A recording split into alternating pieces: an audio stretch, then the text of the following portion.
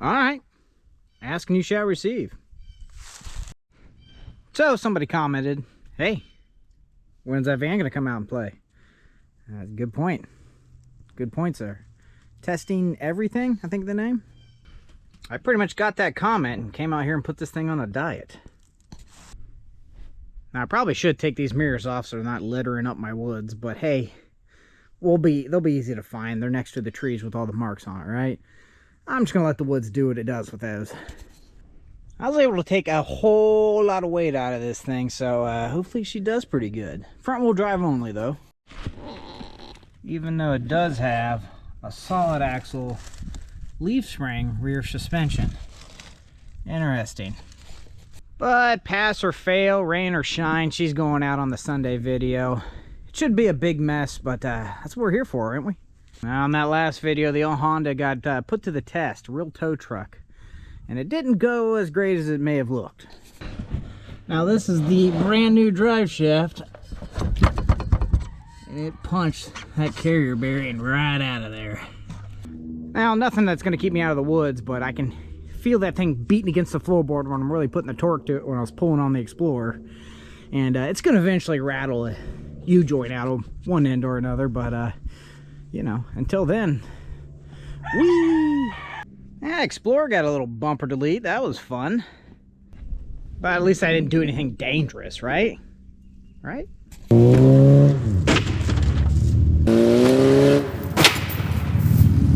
Careful, careful.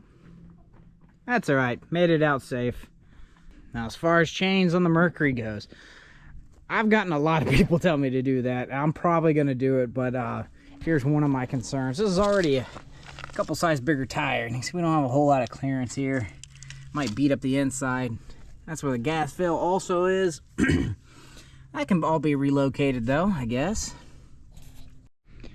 The fate of the Mercury might be a little different though, I'm not sure. I kind of want to peel the whole body away from the frame from about the front door back. I can put giant tires on it, right? Use that 513 ring and pinion I got to use. But if I get a pair of tire chains, I could always put them on the back of this Explorer. Far less violence coming out of this rear end than the Mercury. Or just on these multiple vehicle days that I have, just pick one truck that gets to be the tow truck, right? And that gets the tire chains. Maybe that'll be the solution. I don't know. I would like to see how they do, though. I think everybody would. Same viewer also mentioned this red Explorer. It's complicated with this one. Now this one, under the hood, has suffered the same fate as the tan one over there. Lost compression on a cylinder. Probably the same deal with the dash. A lot more miles than it says it does. They all break. However, not near as rotten as the tan one. This could be a candidate to go back on the road. I'm not going to do that. But it could. It could. Now the longer story on this is it was my brother's. Started missing real bad, kept driving it. It was leaking fuel, and that's when we decided to pull it off the road. Since it's been here, it's popped a brake line. Also, the tan one also has a bad steering rack. It's got a real rough spot in it when you turn. No big deal in the woods, but when it was still on the road, I was going to do a little swap. And after fighting this thing for so long, I was like, nah. And I put it back in loosely. Couldn't find the castle nuts for the tie rods and just said, we're parking this thing anyways. So, it probably needs some power steering lines, a couple castle nuts.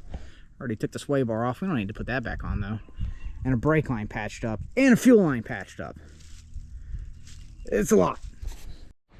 That's not completely out of the question if this thing gets fired up and ran through the woods like the rest of them, but I got a lot more things coming, hopefully. I don't want to speak too much about it. I don't want to jinx it, but there should be a lot more to this channel in the future. But I'm very impressed of how well this thing has done with just a little couple cuts in the tire. Really picks up traction on that loose stuff a lot better. Let's see how much oil she used. Now, since the last video, I took it on one more trip around the woods, real slow and low.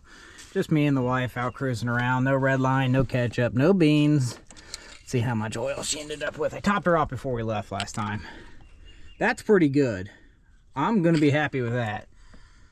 I did top it off with some good old Rotella. Not exactly what these engines like from the factory, but it's going to leak a little slower, or burn a little slower, hopefully. We'll see. Well, I'm in a bit of a dilemma right now. I want to bring all 4 of these turds back here, but I only got 3 batteries.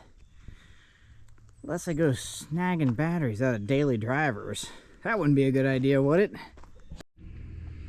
Well, it doesn't fit all the way, but It ain't going nowhere. It's bungee to the tree. you know, some fellas get shiny paint, some get fancy rims, but we all flex.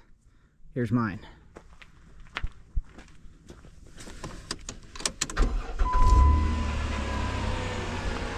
One working battery.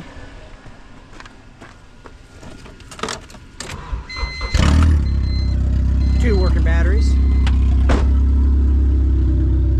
Never mind that. 3. Would you believe it? Would you even believe it if I told you? Oh, man. That is something else. Man, if one beat up vehicle gets you excited, man, I don't know what to tell you. This is just as good as it gets right here. I mean, I don't know if you're a derelict hillbilly like me, I guess it is. Got an early complaint about the old van here. You can mash her to the woods, and that's all she'll give you is $4 grand. So, I don't like that. But we'll see what she does. Oh yeah. Just a thing of beauty. But if you enjoy these kind of videos, like, comment, subscribe. It helps. It keeps me going. I mean, look at this fella. He just left a comment, and here we are. Well, now we're going with it. We got it stripped down. We got it pointed towards the woods. We got a battery in it. It's ready. But as usual, thanks for watching.